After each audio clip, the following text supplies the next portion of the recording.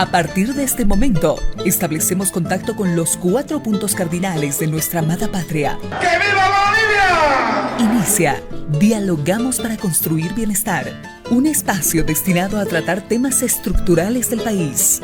La Huipala es un código de la inclusión. La Huipala es un código de la integración. Porque el análisis y diálogo son la base del cambio. Aruski pasip hañanaka sakipunira kispawa. Es un código del vivir bien que nos dice obligación de comunicarnos, obligación de dialogar. Dialogamos para construir bienestar. Bienvenidos. Estimadas hermanas, estimados hermanos, una vez más con ustedes, seguimos con el programa Dialogamos para construir bienestar. Siempre convencidos de que el bienestar colectivo, los horizontes comunes, los objetivos comunes, solo es posible construir si dialogamos todos y todas, si aprendemos a escucharnos, si el pueblo se escucha unos a otros, vamos a avisorar el horizonte en común, vamos a construir el camino para alcanzar el objetivo en común. Así que vamos a seguir dialogando hoy en día sobre estos y muchos otros temas. Vamos a invitar, tenemos unos hermanos con nosotros que nos va a acompañar en este diálogo. Estamos con el hermano Santos Diamantino. Él es un hermano nuestro, él es filósofo y también es antropólogo. Bienvenido, estimado hermano, al programa Dialogamos para construir bienestar. Bueno, muchísimas gracias por la invitación, por el espacio, como yo digo, ¿no? Para hacer saya este momento, ese tejido de conocimientos. Él es yungueño. Para llegar a nuestros hermanos que están en los campos, a los hermanos que están en diferentes departamentos, satisfecho, feliz de poder en este momento intercambiar ideas contigo, acá con el compañero Roger, y estoy contento y pues presto a... Gracias, estimado hermano. Está también con nosotros, ya lo conocen, nuestro hermano Roger Choque. Él es aromeño, estamos con un yungueño y un aromeño entonces, ¿no? Él es sociólogo de formación. Bienvenido, hermano. Gracias, estimado Venecio, y creo que hoy día vamos a tener una saya con chahua, entonces va a ser súper interesante. Vamos a bailar y además vamos a discutir, ¿no? Pero con ideas. Creo que es fundamental, y gracias, Venecio, por esta invitación. Bueno, el objetivo, estimados hermanos, estimadas hermanas, siempre es reflexionar de modo colectivo. Y hoy en día queremos reflexionar un poco sobre algunos hechos históricos de grandes líderes en el pasado. Yo sé que hay muchísimos líderes y lideresas que han contribuido que este país esté como esté. No las dificultades en las que estamos viviendo, pero las virtudes. En ese contexto, el 14 de noviembre es una fecha histórica, el 15, donde Tupac Katari, uno de los grandes líderes, fue silenciado en su vida. Así que, estimado hermano Diamantino, no sé si puedes comentarnos sobre este suceso del asesinato de Tupac Katari allá por 1781. Me da gusto hablar de Tupac Katari. Por historia seguramente deben conocer muchos, Julián Aspaza, pero lo que más rescato de este líder indígena es justamente el punto de inflexión que ha causado en su tiempo, ¿no? En ese tiempo los indígenas tenían poca participación en un Estado republicano, netamente dominante, clasista, racista, ¿no? De amplia discriminación mental entre los que tenían el poder en ese tiempo. Pero lo interesante de Tupac Katari es que él es el punto de inflexión en la historia del movimiento indígena en la parte desde el territorio andino, desde mi punto de vista. Y sobre todo, a partir de esto, va a ser otra gran inspiración para los diversos estados que he conocido como Sudamérica. Va a ser una inspiración sobre todo a partir de un concepto la resistencia indígena, que en sociología seguramente lo analizan muy bien, ¿no? los sociólogos, por el mismo hecho de decir cómo nos enfrentamos contra un sistema que nos oprime. Al respecto, Silvia Rivera hablaba muy bien, ¿no? en su texto Oprimidos pero no vencidos, ¿no? Y es la clara muestra de cómo esto va a ir influyendo en movimientos a partir de los años de 1960 en adelante. También veo a Tupac Katari, ¿no? Como aquel que ha sabido organizar en el siglo XVIII, ¿no? Una rebelión que, y ustedes saben muy bien que toda rebelión o al poco movimiento o aquel que incomode siempre va a ser sofocado, va a ser detenido. Entonces, pero va a tener alto realce porque va a ser una sofocación brutal, ¿no? Lo van a martirizar a Tupac Katari y eso va a ser inspiración junto a su compañera, ¿no? Y al mismo tiempo, Tupac Katari va a pervivir en la mente de los indígenas, ¿no? Y por un concepto que los antropólogos le damos, la lucha contra la opresión colonial, que posteriormente eso les va a servir a todo historiador como un título, ¿no? La lucha de la opresión colonial. ¿Qué más? Ahora, todo lo que les acabo de decir como introducción, pues se convierte en un legado en la memoria de los sujetos, en este caso en la memoria de los indígenas, y la cuentan igual que en la Biblia, ¿no?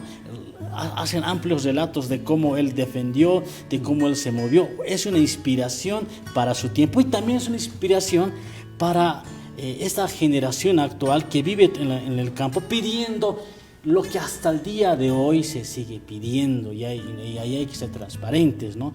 La lucha por una justicia digna, la lucha por la igualdad, la lucha por la dignidad de los pueblos indígenas, y eso no ha cambiado. El ejemplo son los movimientos indianistas, cataristas, indigenistas, el movimiento campesinista, ¿no? ¿Ya? Y más cuando martirizan a Tupac Katari aquí en Peñas, ¿no? Ahí deja lo que en el cristianismo se llama el testimonio oral, ¿no? Y con Tupac Katari, pues no nos olvidemos que en la época en la que vio Tupac Katari no había pues alguien que está escribiendo todo lo que va a ocurrir. Entonces, ¿qué es lo que nos quedaba? La memoria, ¿no? El testimonio oral, ¿no? Por eso los historiadores manejan, ¿no? La tradición oral, ¿no? El método de cómo generar la oralidad, recuperar esas memorias. Por eso la lucha indígena es importante, ¿no? ¿Qué testimonio rescata?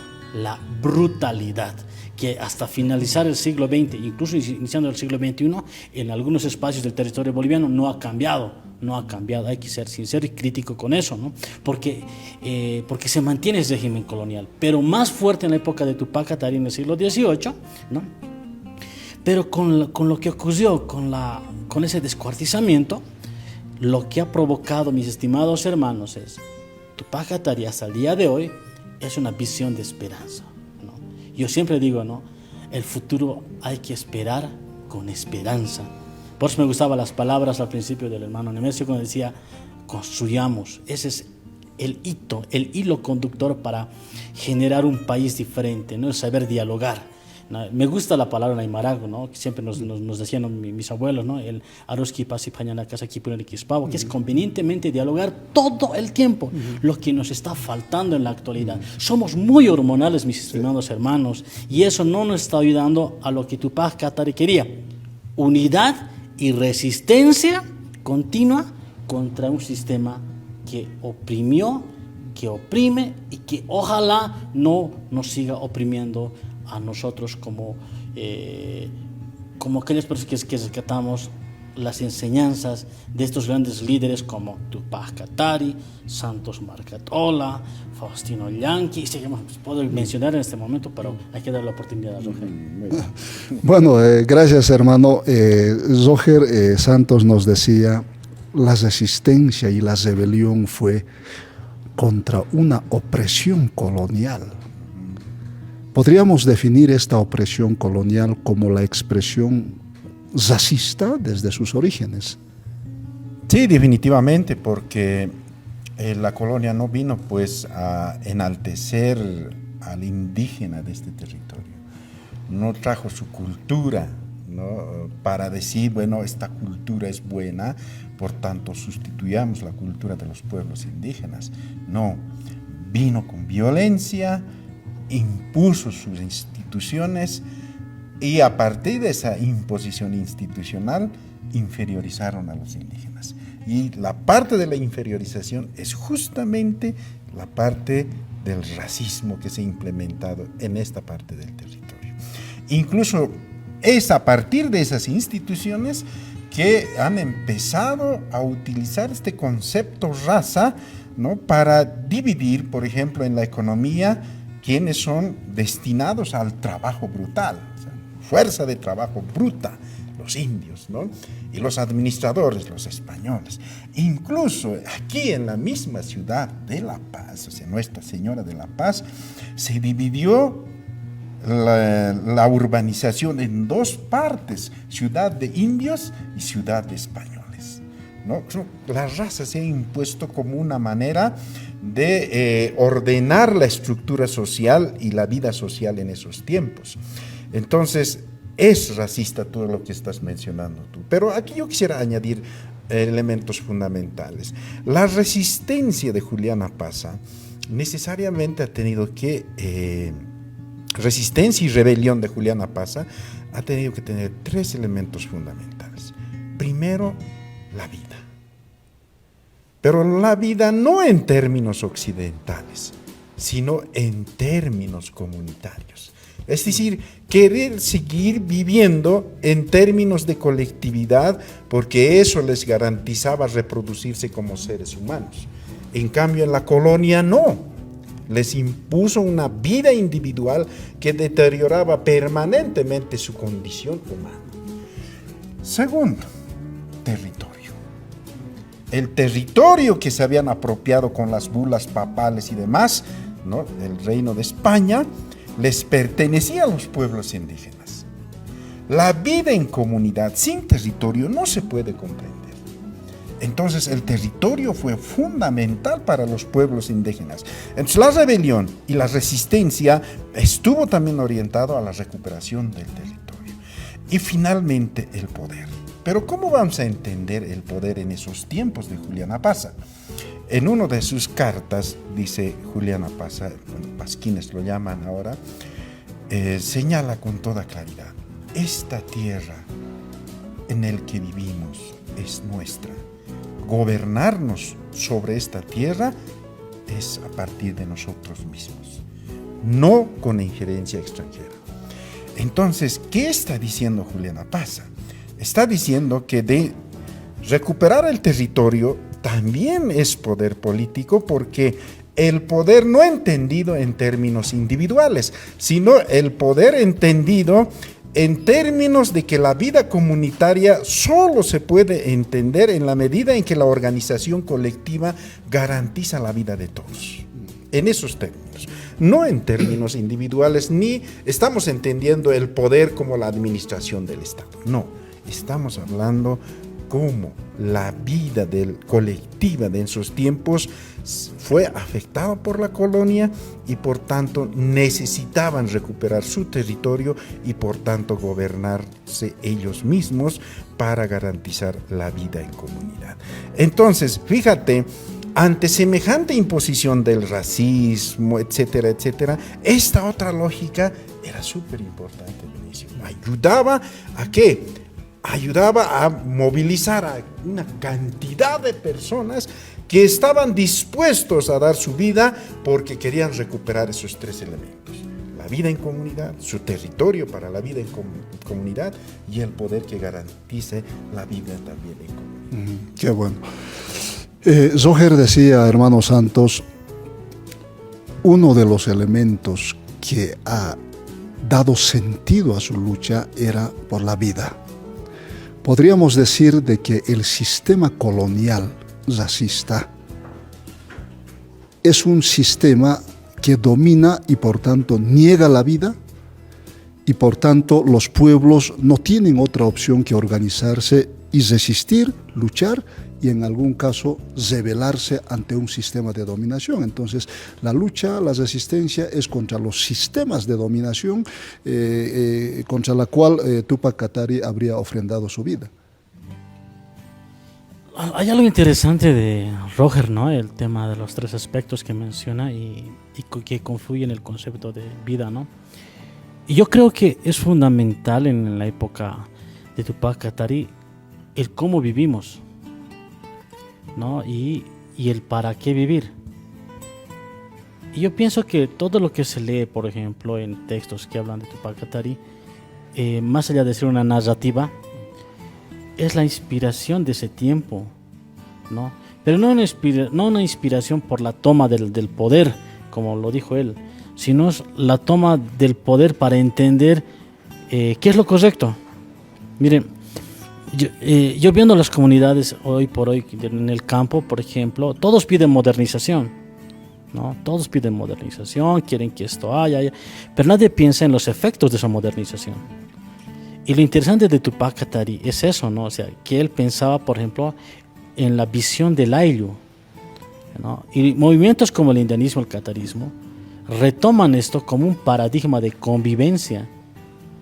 Y yo creo fundamental que para entender el concepto de esos 3 mundos, ¿no? Mundo, el reino animal, el reino humano y el reino de la naturaleza, es fundamental aprender a convivir, ¿no?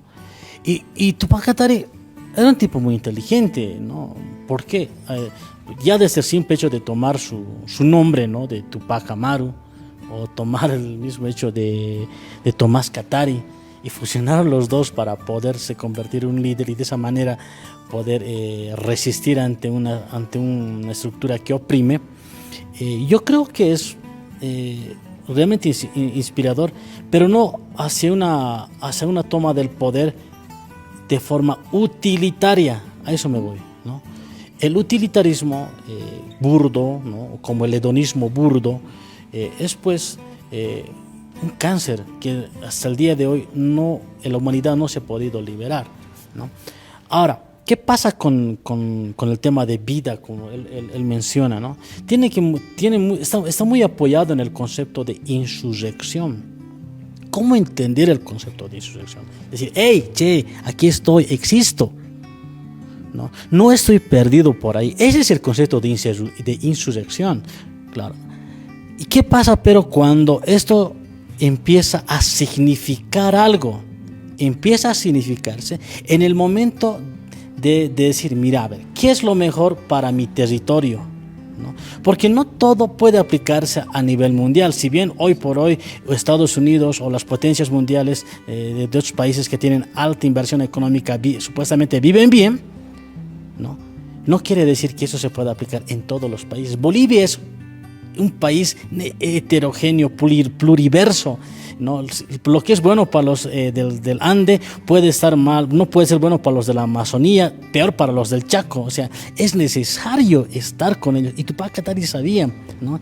Y al respecto, Santos Marcatola, perdón que salte aquí a Santos Marcatola, también ha sido una lucha por la vida, al recuperar lo que él decía, el tema de tierra y territorio, que era una lucha constante en el siglo XIX y siglo XX, ¿no? No hay que negar eso, no hay que olvidar ese esfuerzo de los caciques apoderados, ¿no? ¿Cuál era el objetivo, ¿no? Que mi gente tenga donde vivir libremente. ¿Y de qué vivir? Además. ¿Y de qué vivir? Y hoy por hoy, mi hermano, la gente está dejando de pensar en eso y está solamente pensando en la circunstancialidad, en la temporalidad, en el momento, pero no en el futuro, ¿no? Por eso es que los bosques, ¿no? Los territorios donde antes se plantaba había siquilis, ¿no? Hoy por hoy están totalmente desérticas. ¿Y eso por qué? Porque la nueva gente, los hermanos del campo, muchas veces, no es mis hermanos, ¿no? No estamos pensando a futuro, ¿no? Hoy por hoy se abre el camino por donde sea, el tema es sacar el producto por donde sea. ¿Y qué hacemos al sacar caminos? Estamos rompiendo ojos de agua y luego estamos recorriendo grandes extensiones de territorio para ir y sacar agua, ¿no? O sea, no hay lógica. Y yo creo que mis hermanos, ¿no? Los que nos ven, siempre podemos reflexionar a partir de esa mirada de bueno, desde esas miradas indígenas, y Tupac Katari, creo, solamente con el mismo hecho de decir, a ver, a estos cuates que viven, lo que él decía, en la ciudad de los blancos, los vamos a asediar para que entiendan que nuestra lógica es diferente, porque el cerco a la paz no fue una lógica por ganas de molestar, porque simplemente ellos querían que entiendan cómo es convivir, qué es el Aini, ¿no? ¿Qué es entender el Ayllu? ¿No? ¿Qué es esa convivialidad con nuestros animales en el campo? Muchos se ríen a veces decir, ¿cómo es posible que puedan hablar con las naturalezas? Mi abuela Candicha, ¿no? Leía el tiempo, hermano, lee el tiempo, dice, hijo, mira, ¿estás escuchando? No, el viento, va a llegar algún familiar a la casa. Y ya decía, chango, serás, ¿no ves? O escuchaba el parajito, decía, parece que va a llover. No te miento, hermano, pasaba. Y ella no ha estudiado física, no ha estudiado en la universidad, pero sabía, porque entendía los tiempos. Hoy nos falta eso, mi hermano, nos falta. Por eso es importante retomar a estos líderes, retomar qué ha pasado, hermanos del campo. Retomemos esto, pero leamos con criterio, analicen, no lo tomen como pasa con doctrinas ortodoxas o cerradas, ¿no? Como Biblia, ¿no? Así directamente. Si bien es importante leer la Biblia, es importante, pero también es importante tener la crítica para mirar el futuro. Hay una frase, ¿no? No, o sea, caminar por el futuro mirando el pasado, ¿no? Exactamente, y proyectar hacia el futuro. Ese debería ser y Tupac Katari de alguna manera tenía esa visión, ¿no? Por eso digo, hay que ver lo que era antes en su contexto, ¿no? Y Tupac Katari creo que tenía esa idea, por eso se lo considera un líder hasta el día de hoy, se lo recuerda como una persona importante, ¿ya? Y es más porque ha tratado de cambiar con un sistema que en ese momento era imposible de dialogar, ¿no? Ya al principio del siglo XX el hermano, ¿cómo se llama al que lo instrumentalizaron con la guerra federal? Zárate-Huilca. Ahí había un poquito más de diálogo con Pando, digamos, pero que con Tupac Katari no tenía. No había, era otra la situación, era otro el momento. El mismo hecho de la Bartolina, cómo era, dice, cuando caminaba el amor andino, o sea, el sentir cómo te golpea el viento y reflexionar. ¿Sabes? Hoy por hoy nos cuesta estar en silencio. Y yo creo que en ese tiempo tenías la dicha de estar en silencio. ¿Por qué? Porque no había hoy de lo que hoy degustamos, ¿no? De estas tecnologías, de lo que la globalización nos seduce todo el tiempo. Hoy por hoy es difícil alejarse de la seducción de la globalización. Es por eso que nuestros hermanos, tanto de la ciudad como del área rural, poco oyen al silencio. Pocos se entran en silencio. Por eso estamos como locos. Quiero comer fast food, ¿no? Pedidos ya, rápido queremos. Somos una sociedad que busca la rapidez, rápido, sí. Pero no vemos cómo es el proceso, cuánto cuesta. Muchos dicen, ¿cuánto cuesta la bolsita de coca? 5 pesos, o 7 pesos, 10 pesos. Tan caro, pero no pensamos qué es ir a cosechar coca, cómo es estar doblado en dos, con la mitiña, la huaytaciña, ¿no? No pensamos en el esfuerzo que es cómo llevar al cachi la coca, luego cómo empezar a matarar, cómo poner en el taquios. No pensamos todo ese proceso directamente, lo vemos a eso como producto listo. Muy mercantil. Pero antes sí se pensaba en eso, porque en términos filosóficos se pensaba en la ontología de la cosmovisión, del conocimiento. Eso es lo que creo que hoy nos está faltando. Perdón, me estoy alargando, el ojo lo estoy dejando sin espacio. Bueno, vamos a escuchar unos mensajes, luego vamos a seguir dialogando sobre este hecho trascendente en nuestra historia.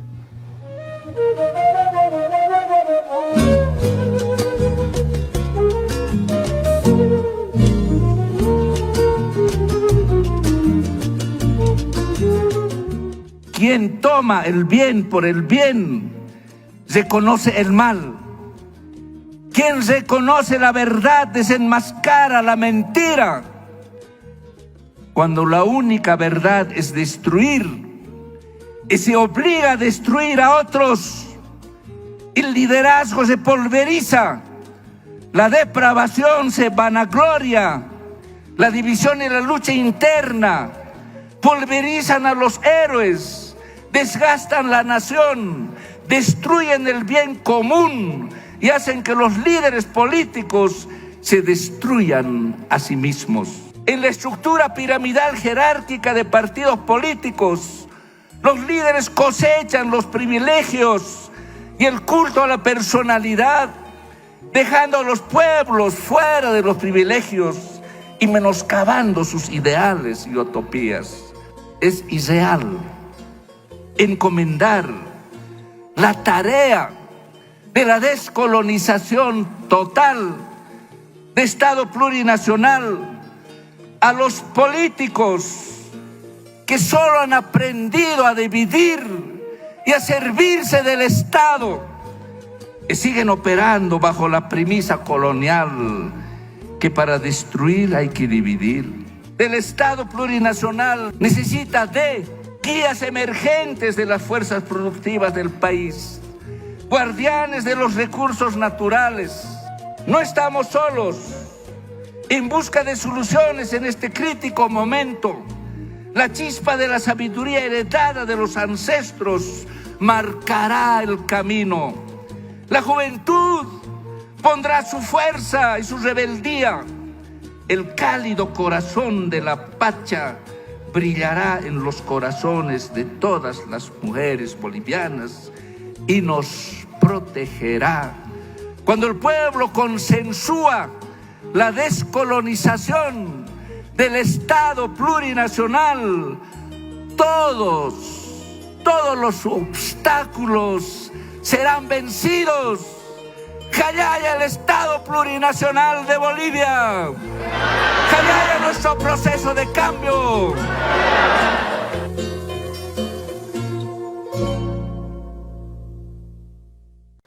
Bueno, seguimos dialogando sobre este hecho tan histórico, ¿no? La vida de Túpac Katari y, como decía el compañero Santos, con qué brutalidad, con qué saña han terminado con su vida, ¿no? Esta lógica de dominación, Roger, que trajo la colonia, Santos decía, ¿no? Este utilitarismo del poder, es decir, yo quiero el poder para imponer mi voluntad, ¿no? Para hacerla obedecer, para hacerla arrodillar y todos hagan de acuerdo a mi voluntad, digamos, ¿no? Eso es el poder como dominación, ¿no? Ese poder como dominación se podría definir como netamente concepción europea, por tanto colonial en nuestro caso. Sí, totalmente. Porque la pelea de Juliana Pazza no fue en esos criterios, en absoluto. Eso es, después de 1492 se impuso con la colonia en la república hasta hoy, ¿no? Hasta hoy funciona ese utilitarismo del poder. Pero Juliana Pazza fue otra. O sea, cuando dice aquí Santos, es el tema del ayllu. O sea, ¿qué significa el tema del ayllu? No vamos a parafrasear a Saavedra y ver simplemente un conjunto de colectividades viviendo en un territorio. No. El ayllu implica la vida en comunidad, que no es un conjunto de seres humanos nada más, es vida en comunidad. No es sindicato, después eso hablaremos, cómo se refuncionaliza eso, ¿no? Pero lo fundamental es eso, ¿no?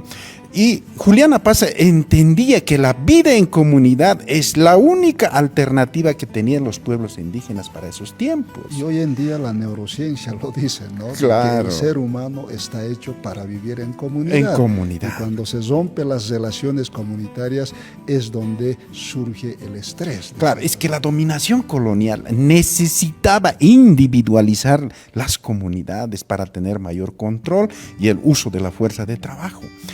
Pero ante esas divisiones y demás, la condición del indígena, la condición humana, realmente fue trágica. O sea, hay testimonios, podemos leer lo más reciente a Feldman Velarde cuando empieza a estudiar la colonia, o el que escribe el coloniaje, que se llama este autor, no recuerdo en sus momentos también, pero el boliviano Carlos Montenegro. O sea, tú vas a ver con toda claridad ahí cómo en las haciendas, o sea, no se permitía un atraso de un minuto, maestro. Un minuto de atraso y toda la familia moría en puertas. O sea, torturado, azote, todo el día azote hasta que dejan de existir. O sea, realmente la condición humana en esos tiempos seguramente fue horrible. Entonces, ¿cómo garantizas tú la vida, ¿no?, de la comunidad? Entonces hay que pensar en el pasado. ¿Cuál fue nuestro pasado? Eso es lo que tú decías, ¿no? Es fundamental. O sea, miremos nuestro pasado glorioso. ¿Cuál fue? Y Juliana Pazza sabía muy bien que solamente en comunidad se podía garantizar la vida en plenitud, el vivir bien. Entonces, ¿qué tendría que hacer para eso?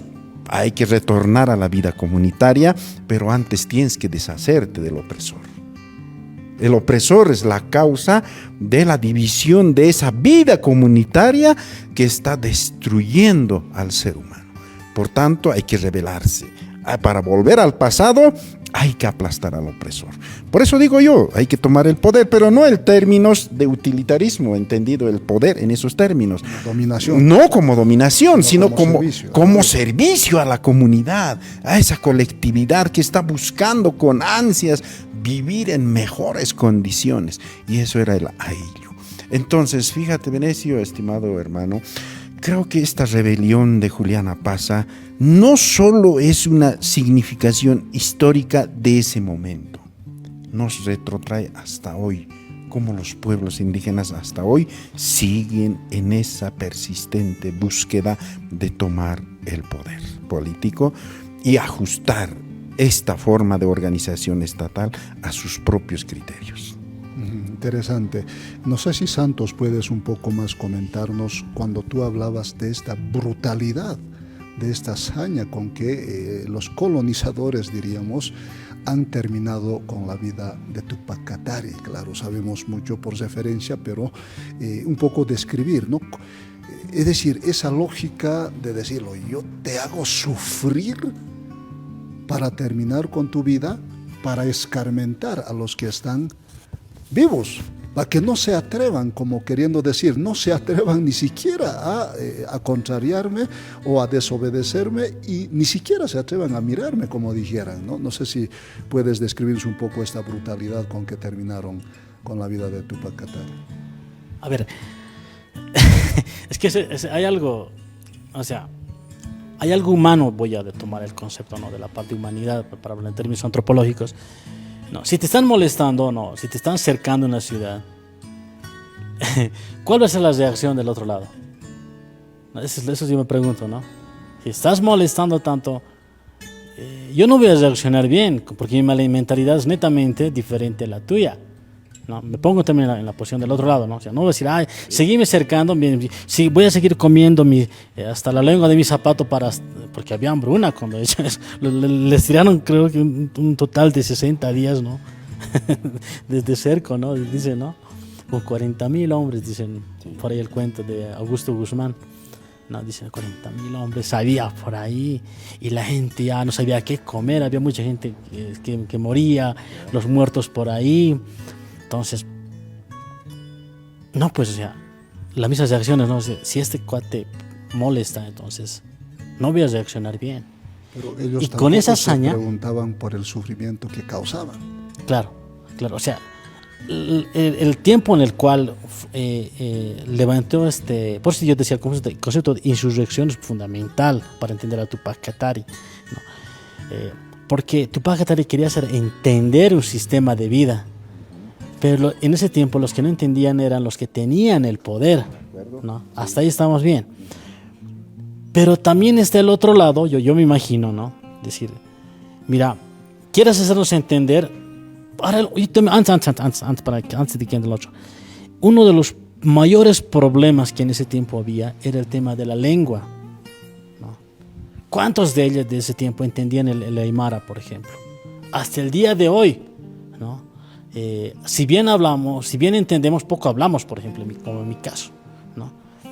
Entonces yo pienso que en esa época, mira, estas personas que se creían de la crema innata, si hacían el esfuerzo por hablar el aymara, la lengua aymara, para poder entender este mundo de la convivialidad, porque eso es lo que pasó en esa época, ¿no?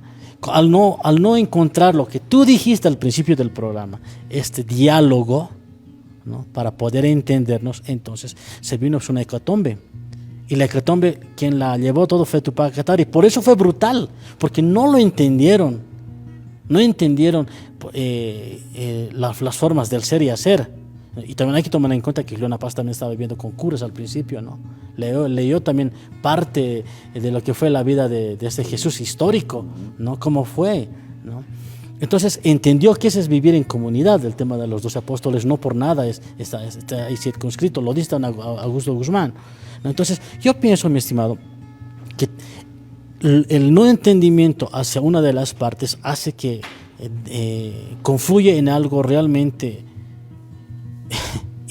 o sea, fantasmagórico, si quieres, ¿no? Que te descuarticen en 4. Yo me imagino el dolor que ha debido pasar ese momento, con 4 caballos, uno tirando para el otro lado, tú con vida, que te estén desmembrando. Ha de ser una cosa realmente canibalesca, si quieres, ¿no? Sí, y luego van a gloriarse, mira, si ustedes hacen esto, les va a pasar esto. Eso es típico de la época romana, de los siglos primero y segundo, a partir del año 0 en adelante. O sea, es típico. Se ha asumido esa visión netamente de destrucción de la humanidad. ¿Ya? Por eso es brutal. El romano en esas épocas fue brutal. Lo veían en la cruz como un deporte. Y ellos, el desmembrar como otro deporte. Pero hoy por hoy, cuando uno dice, ¿qué nos pasó como humanidad? ¿Qué nos ha pasado? ¿No? Entonces, por eso creo que es importante volver lo que él decía, ¿no? El tema del ayllu, ¿no? El tema del ayllu no como un concepto sociológico, no como un concepto académico, no como un concepto instrumental para un discurso político, sino como una palabra que se enraiza en la persona a partir de entender, yo necesito un territorio para poder vivir y que los de mi generación también puedan vivir en este lugar donde yo vivo y puedan degustar este lugar, porque es su territorio. Por eso hasta 1994, cuando salió ya el tema de las TCOs, fue con esa intención de releer a Tupac Katari, releer a estos caciques apoderados. No por nada eran los 500 años, se festejó los 500 años, ¿no? Creo que en el 93 o 94, 92, perdón, ¿no? Moisés Gutiérrez estaba ahí, me acuerdo muy bien. Entonces, yo creo que estos aspectos, hermanos y hermanas que nos están viendo, es importante retomar como reflexión, pero no solamente quedarnos en la reflexión, sino entender la importancia de estos hitos históricos que han cambiado la vida de la historia de nuestro país. ¿Ya? No retomar, no volver a caer en eso. Yo creo que es importante hoy por hoy entender los conceptos de interculturalidad, lo pluricultural, saber dialogar. Hoy por hoy, por ejemplo, vivir de la multiculturalidad no ayuda, pero vivir de una pluriculturalidad coadyuva en la construcción de un país, y yo creo que eso fue desde antes. La pluriculturalidad es una herencia humana de la humanidad. No respondo a ninguna cultura, discúlpeme, ¿no? Eso desde los griegos ya lo sabían. Lo que pasa es que hoy por hoy la academia se apropia, ¿no? Esto es mío, lo otro es mío, este concepto es mío, pero en realidad es una tradición humana, ¿no? Por eso el tema de reciprocidad, el tema del AINI, hoy que nosotros hablamos en distintos círculos, es justamente con este fin de entender la importancia de los valores pero para convivir, que no tiremos todos para un lado. Y eso es justamente, por eso Tupac Katari lo seguían pues alrededor de 40,000 hombres, y tratar de cambiar esa estructura en el siglo XVIII. Estamos en el siglo XVIII, ¿no? Venecio, si me permites, hay un elemento que tenemos que precisar, creo, para que nuestros hermanos que están detrás de las pantallas entiendan un aspecto que es fundamental, el tema del diálogo.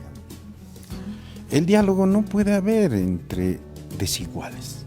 Entre uno que se cree superior y lo cree inferior a los otros, ¿no? Pero sí el diálogo puede haber entre iguales. 1. 2.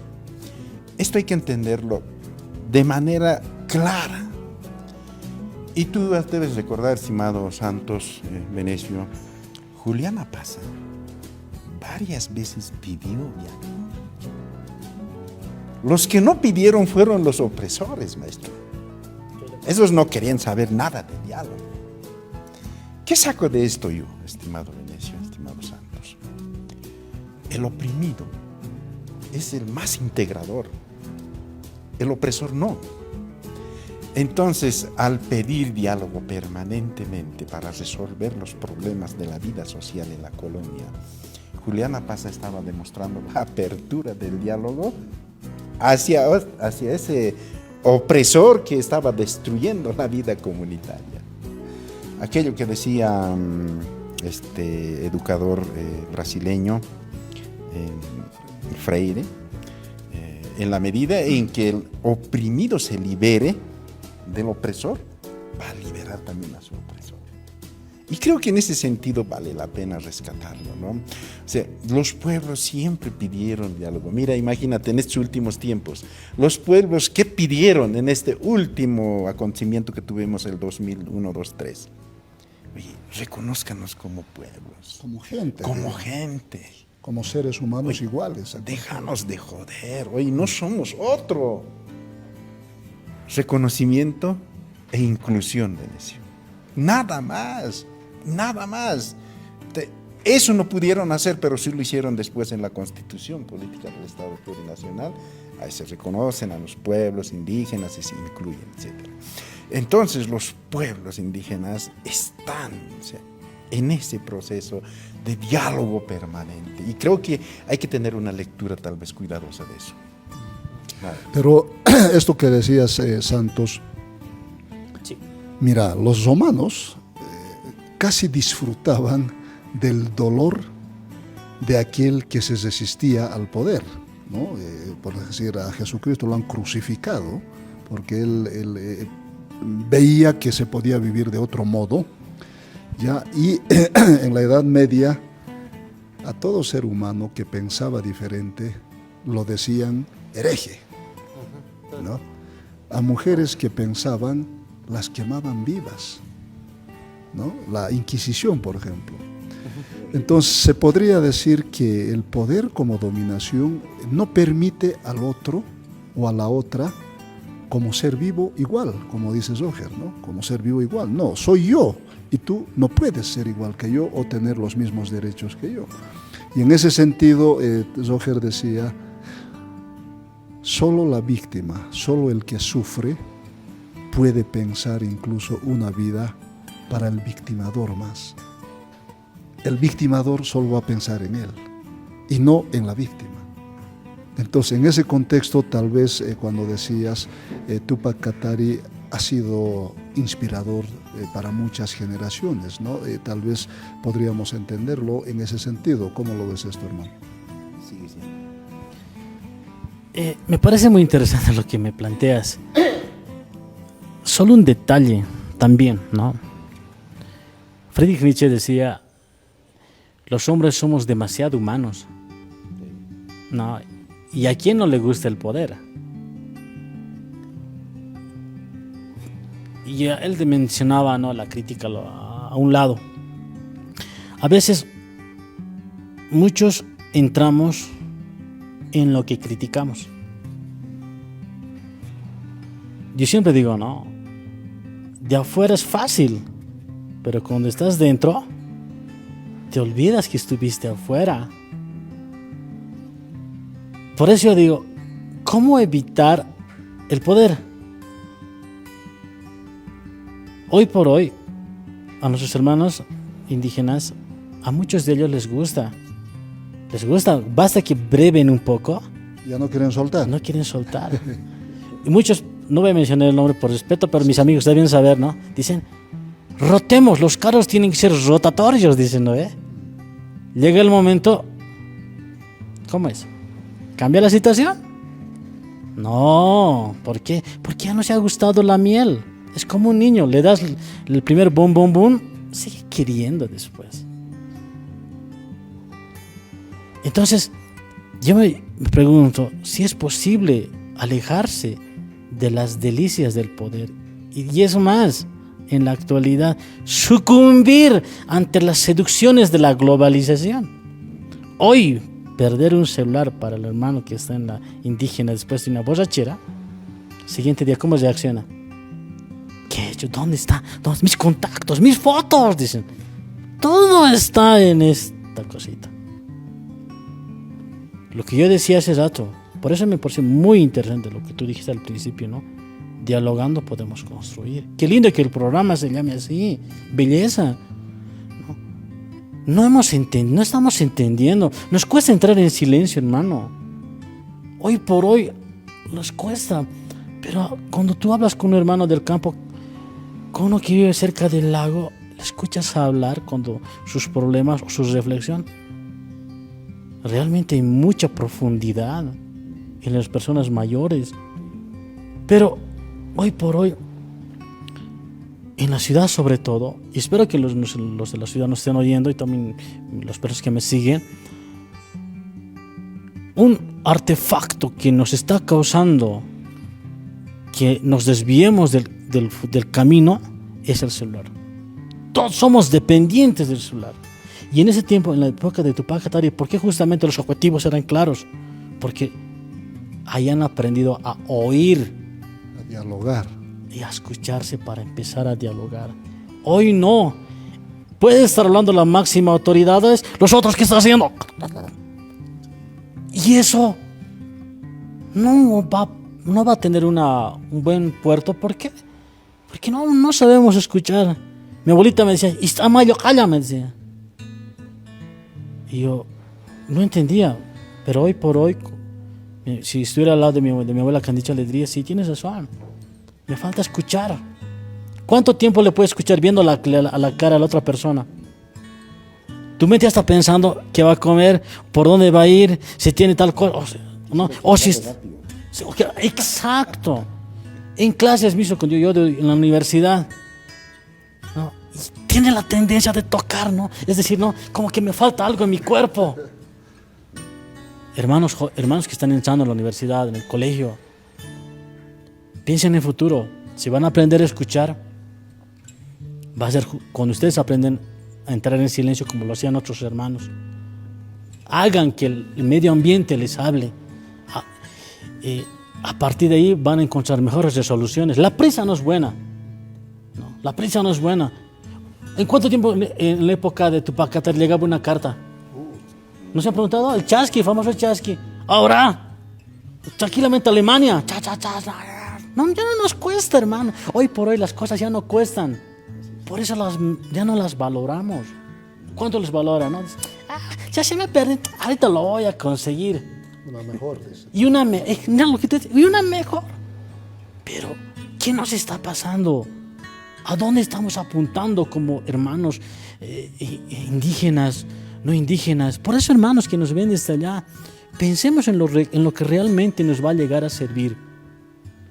Yo creo que es eso, aprendamos a escucharnos para empezar a dialogar. No sé.